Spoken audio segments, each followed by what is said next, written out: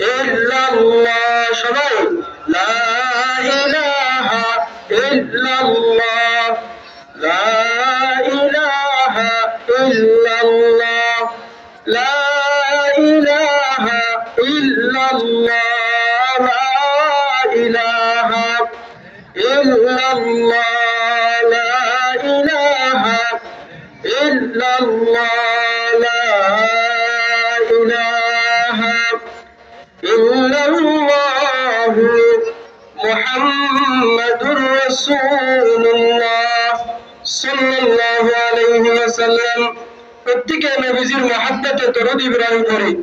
আল্লাহুম্মা সাল্লি আলা মুহাম্মাদিন ওয়া আলা আলি মুহাম্মাদ কামা সাল্লাইতা আলা ইব্রাহিম ওয়া আলা আলি ইব্রাহিম ইন্নাকা হামিদুম মাজিদ। আল্লাহুম্মা বারিক আলা মুহাম্মাদিন ওয়া আলা আলি মুহাম্মাদ কামা বারাকতা আলা ইব্রাহিম ওয়া আলা আলি ইব্রাহিম ইন্নাকা হামিদুম মাজিদ। আলহামদুলিল্লাহ, আল্লাহ পাক রব্বুল আলামিনের লাখো শুকরিয়া। আজকে নূরে মদিনা আদর্শ মাদ্রাসার মাহফিলে আমাকে আপনাদেরকে এসে বসার, কথা শোনার তৌফিক দিয়েছেন। মহান রব্বুল আলামিনের দরবারে সকলের শুকরিয়া আদায় করি, আলহামদুলিল্লাহ। আমার মতন, আপনার মতন অনেক যুবক বৃদ্ধ ভাই দোকানে, গাড়ে, ঘরে, বাহিরে অনেক মানুষ আছে। আল্লাহ পাক রব্বুল আলামিন আমাকে আপনাকে কবুল করছে, মহব্বত করছে বোধহয় আজকে নূরে মদিনা আদর্শ মাদ্রাসায় এসে বসতে পারেছি।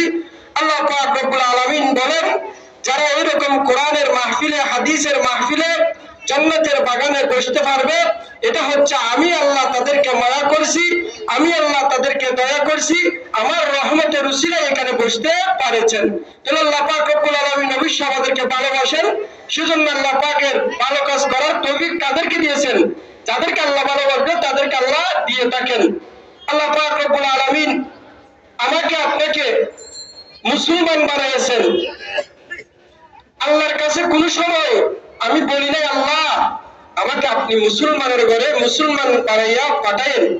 আল্লাহ পাক আমাকে আপনাকে দয়া করে মায়া করে মুসলমানের ঘরের মধ্যে পাঠাইছেন। এই জন্য একবার শুকরিয়া আদায় করা যাবে না ইনশাআল্লাহ? আলহামদুলিল্লাহ, যে আল্লাহ এত দয়া মায়া করে আমাকে আপনাকে বানাইছেন। কেন বানাইছেন আল্লাহ? আল্লাহ শুধু দুনিয়াতে দিছে আর দুনিয়া থেকে চলে যাবে এটাই না। আল্লাহ বলতেছেন, আমা হাসিবতুম আন্নামা খালাকনাকুম আবাসা, আমি মানুষ সৃষ্টি করেছি, অযথা সৃষ্টি করি নাই। খেলাধুলা, গাড়ি বাড়ি, লিটিল বিন্টিল, ব্যবসা বাণিজ্য, চাকরি, দুনিয়ার মধ্যে আপনারা সবাই এগুলা নিয়ে সুখে শান্তি দিন কাটাবেন, সেজন্য বানাই নাই।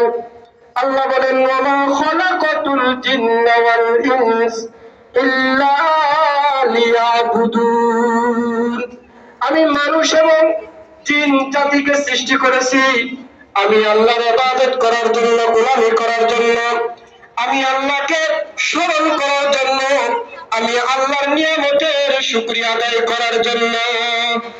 তো আল্লাহ পাক আমাকে আপনাকে সৃষ্টি করেছেন কেন?